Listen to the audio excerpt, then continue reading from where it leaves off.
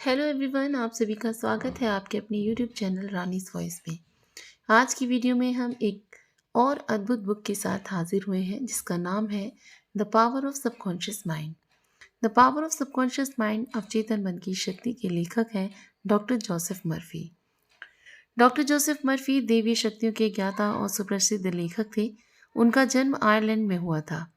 उनके पिता एक प्राइवेट स्कूल के हेडमास्टर थे। उनका लालन पालन एक रोमन कैथोलिक की तरह हुआ। डॉक्टर मर्फी ने पूरे विश्व में व्याख्यान दिए और अपने श्रोताओं के लिए पुस्तकें लिखी। कैसे ये पुस्तक आपके जीवन में चमत्कार ला सकती है, तो इसका जवाब देते हुए डॉक्टर जोसेफ मर्फी कहते हैं कि मैंने पूरे विश्व में पुरुषों और महिलाओं के जीवन में चमत्कार होते हुए देखे हैं। चमत्कार आपके साथ भी हो सकते हैं जब आप अपने अवचेतन मन की शक्ति का उपयोग करने लगते हैं। इस पुस्तक का उद्देश्य आपको ये सिखाना है कि किस प्रकार आप स्वाभाविक सोच और काल्पनिक अवधारणाओं को अनुकूल बनाकर अपने भाग्य का निर्माण कर सकते हैं, क्योंकि मनुष्य अपने अवचेतन मन में जो कुछ सोचता है वैसा ही होता है। क्या आप इन प्रश्नों का उत्तर जानते हैं कि क्यों एक व्यक्ति दुखी है और दूसरा व्यक्ति प्रसन्न है? क्यों एक व्यक्ति प्रसन्नचित्त और संपन्न है और दूसरा व्यक्ति निर्धन और चिंतित है?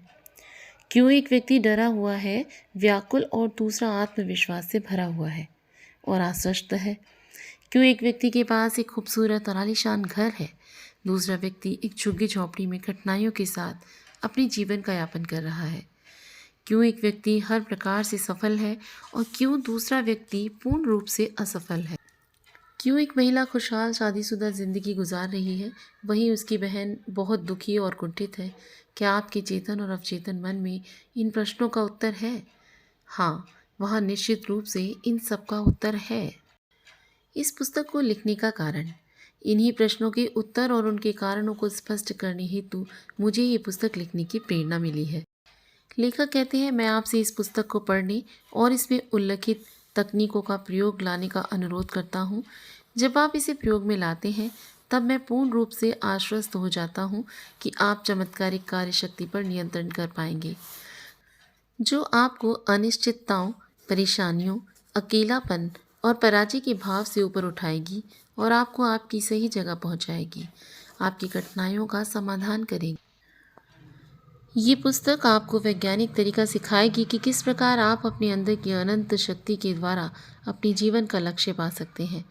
इस चमत्कारिक शक्ति का उपयोग करना शुरू करें और अपने दैनिक कार्यकलापों को सुगम बनाएं, व्यावसायिक कठिनाइयों को सुलझाएं और अपने पारिवारिक संबंधों में लयबद्धता लाएं। सुनिश्चित करें कि इस पुस्तक का अध्ययन कई बार किया जाए। इसके कई अध्याय आपको एहसास दिलाएंगे कि किस प्रकार यह अद्भुत शक्ति अपना कार्य करती है और किस प्रकार आप अपने अंदर छिपी हुई प्रेरणा और ज्ञान को बाहर निकाल सकते हैं।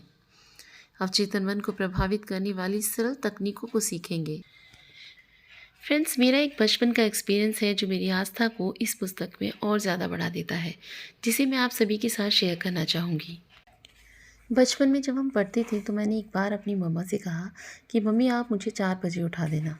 तो मेरी माँ ने मुझे एक ट्रिक सिखाई कि बेटा कभी भी अगर आपको कितने भी बजे उठना हो तो आप अपना नाम लेकर खुद से 3 बार कहें कि मुझे इतने बजे उठा देना, और उसके बाद किसी से बात नहीं करना, चुपचाप सो जाना। मैंने इस ट्रिक को जितने बार भी अपनाया मेरी आँख उतने ही बजे खुली जितने बजे मैं रात को कहकर सोती थी। तब तो ये मेरे लिए एक जादू की तरह था, लेकिन जब से मैंने इस पुस्तक को पढ़ा है तो ये समझ में आया है कि ये हमारा अवचेतन मन था। गाइस, कभी आपने भी इस एक्सपीरियंस को किया है तो कमेंट सेक्शन में ज़रूर बताएं, और अगर आपने इस एक्सपीरियंस को नहीं किया है तो इसे एक बार ट्राई ज़रूर करें और कमेंट सेक्शन में हमें ज़रूर बताएं कि इसने आपके लिए भी काम। तो चलिए अब शुरू करते हैं पुस्तक का अध्याय नंबर 1, आपके अंदर निहित खजाना।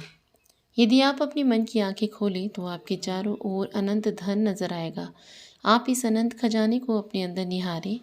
आपके अंदर सोने की खान है, जिसमें से आप अपनी ज़िंदगी को भव्यता, आनंददायक और भरपूर रूप से जीने के लिए कुछ भी निकाल सकते हैं।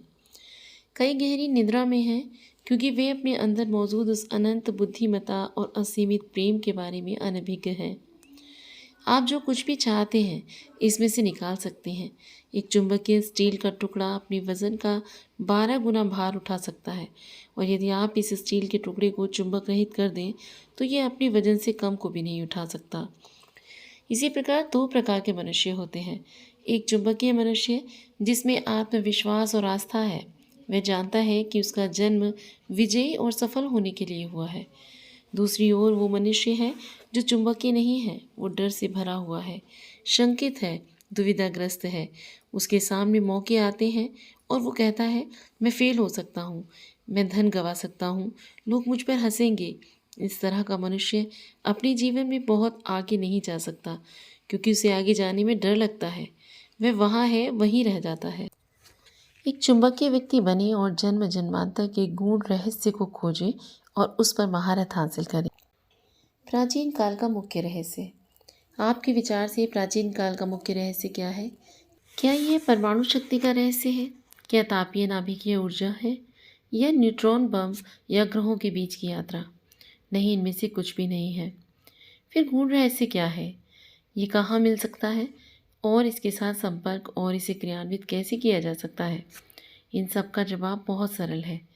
इसका रहस्य है आपके अवचेतन मन की चमत्कारिक कार्य शक्ति, वह जगह जहाँ व्यक्ति शायद ही खोजते होंगे। आपके अवचेतन मन की अद्भुत शक्ति अपनी अवचेतन मन की छुपी हुई शक्ति के साथ संपर्क साध कर और उसके उद्भव से आप अपने जीवन में ज़्यादा संपत्ति, स्वास्थ्य, प्रसन्नता और आनंद ला सकते हैं। आपको इस शक्ति को हासिल करने की आवश्यकता नहीं है, यह आपके पास पहले से ही मौजूद है, लेकिन आप इसका उपयोग करना सीखना चाहते हैं। आप इसे समझना चाहते हैं, जिसे आप इसका उपयोग अपने जीवन के सभी पहलुओं के साथ कर सकें। जब आप इस पुस्तक में लिखी सरल तकनीक और प्रक्रियाओं का अनुपालन करेंगे तो आप ज़रूरी ज्ञान और समझ पाएंगे। एक नया प्रकाश आपको प्रोत्साहित करेगा और आप एक नई शक्ति उत्पन्न कर सकेंगे जो आपकी अपनी आशाओं और आपके सभी सपनों को साकार कर सकेगी। आप अपने जीवन को बड़ा, भव्य, समृद्ध और पहले से शानदार बनाने का निश्चय करें। आपके अवचेतन की गहराई में अनंत बुद्धिमत्ता, अनंत शांति और हर वस्तु जो आपके लिए ज़रूरी है उसकी असीमित आपूर्ति मौजूद है और वे विकास और अभिव्यक्ति का इंतज़ार कर रही है। आपके अवचेतन मन में निहित अनंत ज्ञान हर क्षण और हर समय आपकी हर ज़रूरत का समाधान निकालेगा। जो आप जानना चाहते हैं, बशर्ते आप उसे खुले मन से स्वीकार करें और ग्रहण करें। आप नए विचार और कल्पना पा सकते हैं, जिनकी वजह से आप नई खोज, नए आविष्कार ला सकते हैं या पुस्तक और नाटक लिख सकते हैं। यही नहीं, बल्कि आपके अवचेतन मन का अनंत ज्ञान आपको मौलिक प्रकृति का अद्भुत ज्ञान दे सकता है। यह आपको जीवन में सही अभिव्यक्ति और सही जगह दिखा सकता है। अपने अवचेतन मन के अंदर आप हर मुश्किलों का हल पाएंगे और इनकी वजह भी है, क्योंकि आप अपनी छुपी शक्तियों को बाहर निकाल कर उन शक्तियों पर वास्तविक अधिकार और ज्ञान प्राप्त कर सकते हैं, जिनसे आप पूर्ण रूप से सुरक्षा, प्रसन्नता, प्रभुत्व पाकर आगे बढ़ सकें। मैंने अवचेतन मन की शक्ति को लोगों को पंगु अवस्था से उठकर संपूर्ण, शक्तिमान और एक बार फिर से मजबूत बनते हुए देखा है और उन्हें पूरी दुनिया में खुशी, तंदुरुस्ती और खुशनुमा भावों का अनुभव करने के लिए आज़ाद होते देखा है। आपका अवचेतन मन एक सिद्धांत है और विश्वास के नियम के अनुसार चलता है।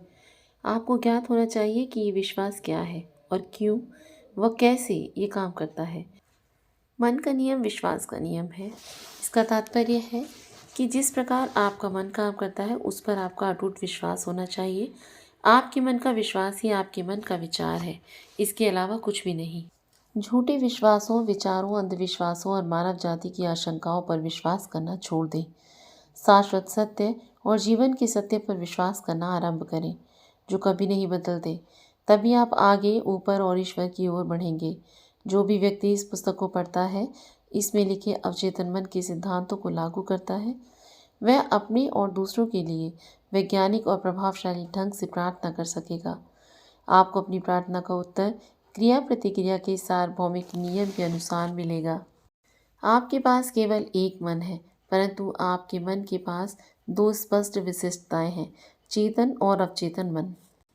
मन के इन दोनों कार्यों को जानने का सबसे उत्कृष्ट तरीका है अपने मन को एक बगिया की तरह देखना और आप एक माली हैं और आप विचार रूपी बीजों दिन भर अपनी आदत के अनुसार बो रहे हैं।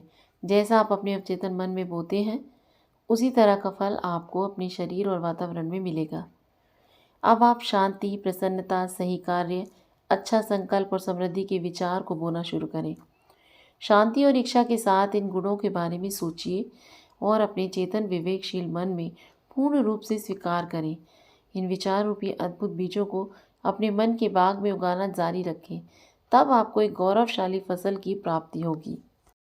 जब आपका मन सही ढंग से सोचता है तब आप सत्य को समझते हैं।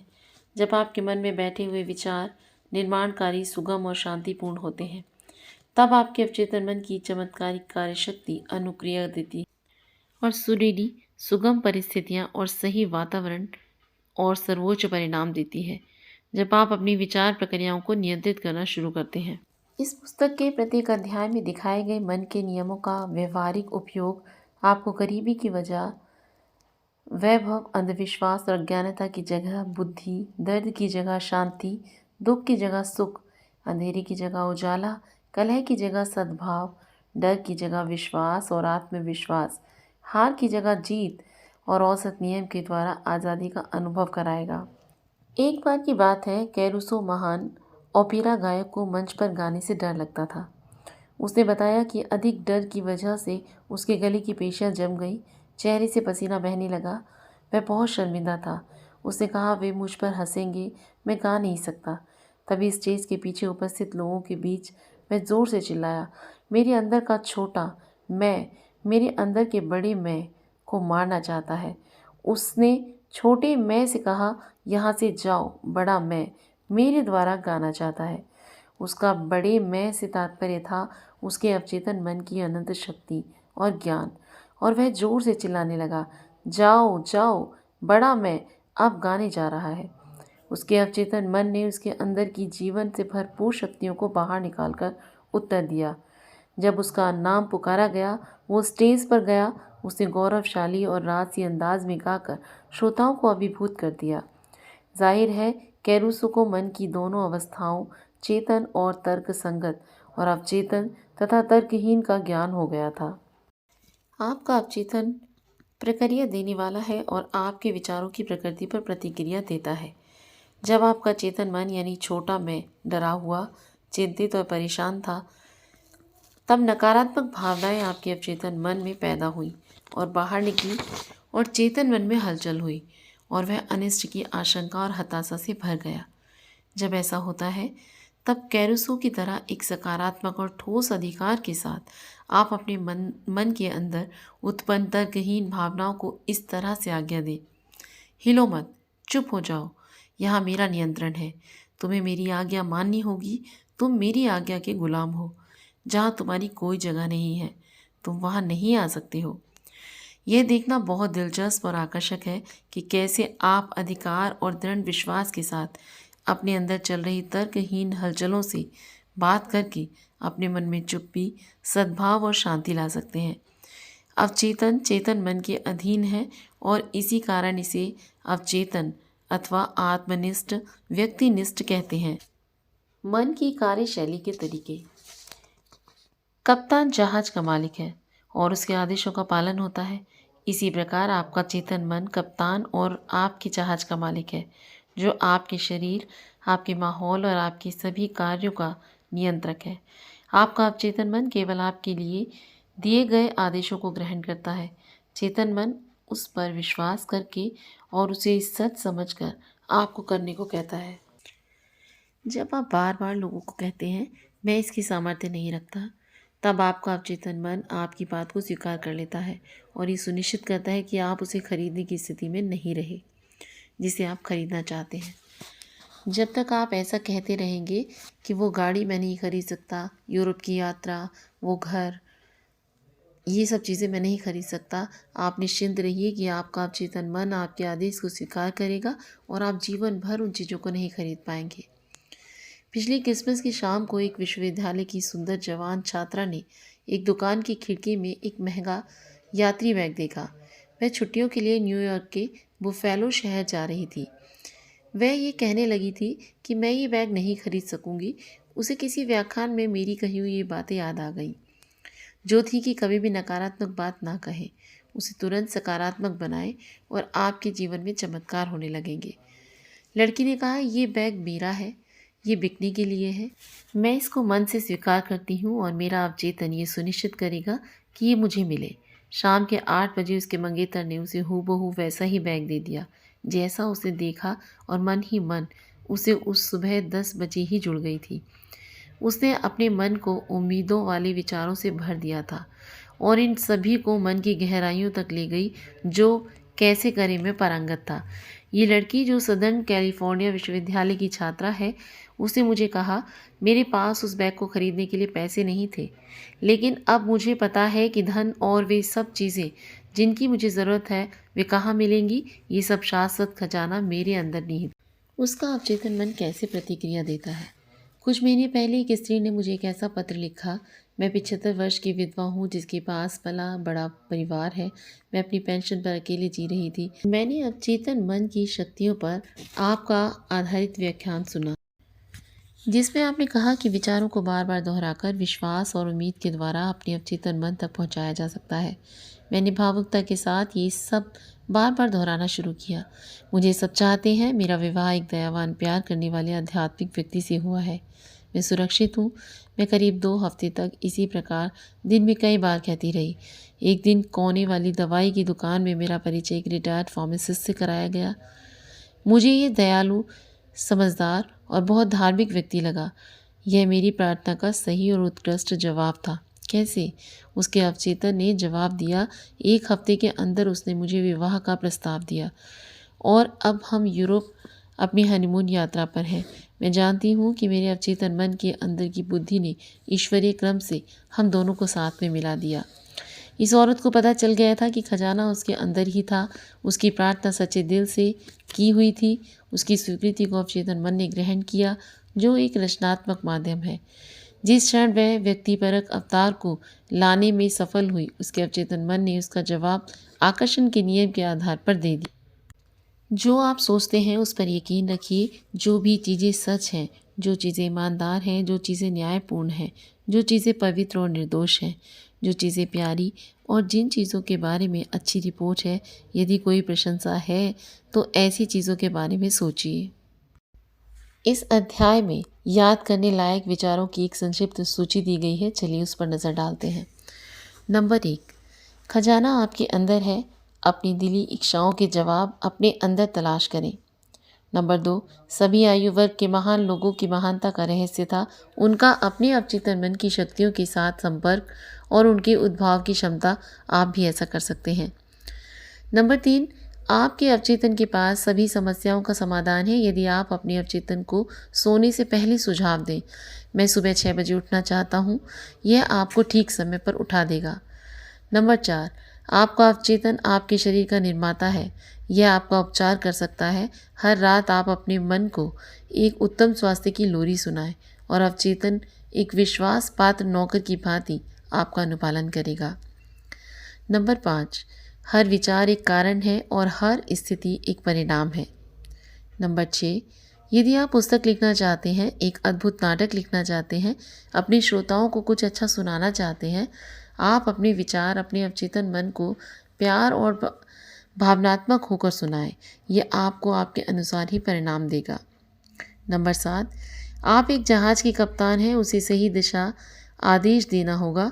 उसी प्रकार सही आदेश अपने अवचेतन मन को दीजिए, जो आपके सभी अनुभवों को नियंत्रित और शासित करता है। नंबर 8, कभी भी मैं ये नहीं खरीद सकता अथवा मैं ये नहीं कर सकता जैसे शब्दों का प्रयोग ना करें।